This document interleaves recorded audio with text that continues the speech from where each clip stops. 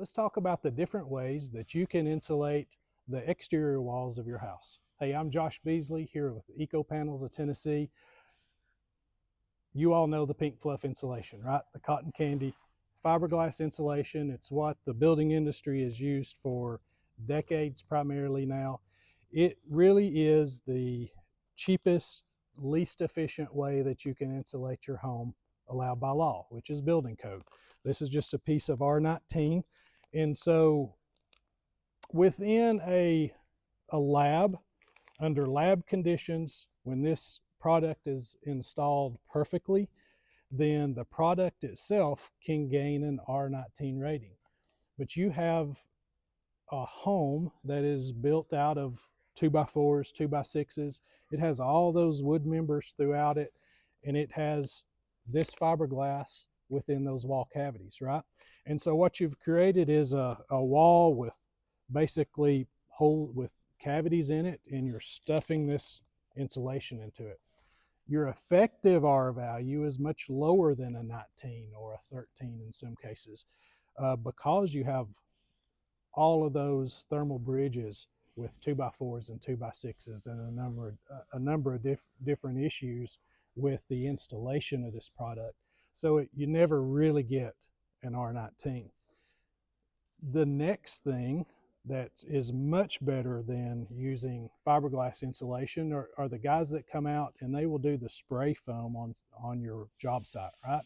So you frame the house, your builder frames the house just as they always would, but rather than stuffing the cavities full of the pink fluff of the cotton candy, they're going to come out and they're going to spray foam those cavities up. They're going to fill them up with foam, which is great. Much better than this method. Really going to give you a more efficient home. You're going to see a leap in your energy savings when you do that. But there's still a number of issues there. One of them being typically they're using an open cell foam, which you just don't get as much R value per inch with that product.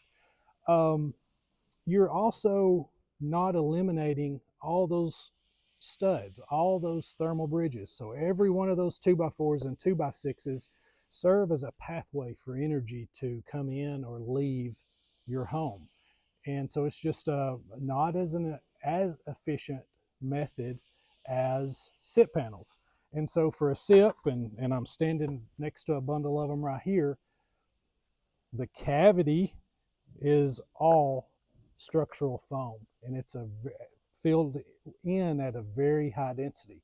So if we go back to the guys that spray it on your job site, that foam is going to expand, but there's nothing holding it back, only air pressure. That foam's going to expand out, and they're going to cut off all the excess that pushes out past your studs, right? They're going to cut all that off and throw it in the trash, and whatever R you get out of that expanded area, that's what you get.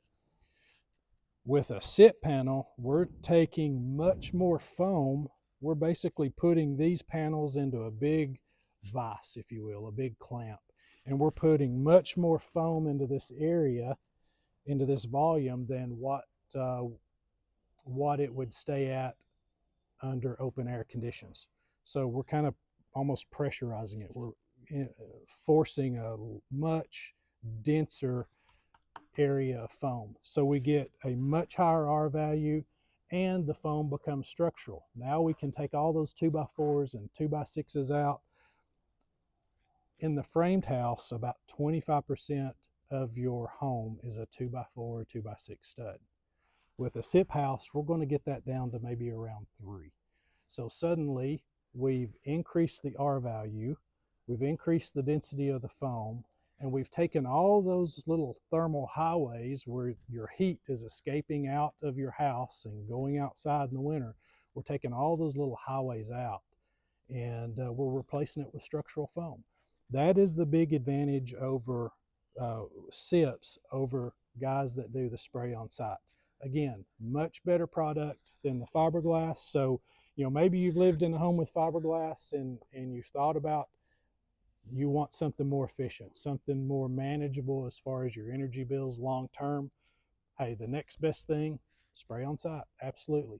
But if you really want to be conscious about your future, about your energy bills, and you really want to save money, and you want to build quick, sit panels is the way to go, because we're taking all those studs out, most of those studs out, and you're getting just a much better product with the structural foam that's in a sit panel. So listen, we'd love to send you an assembly manual if you'd like one, to learn more about our product, how it goes together, and we'd love to have you come tour us, tour our facility here in Herbernage Springs, Tennessee.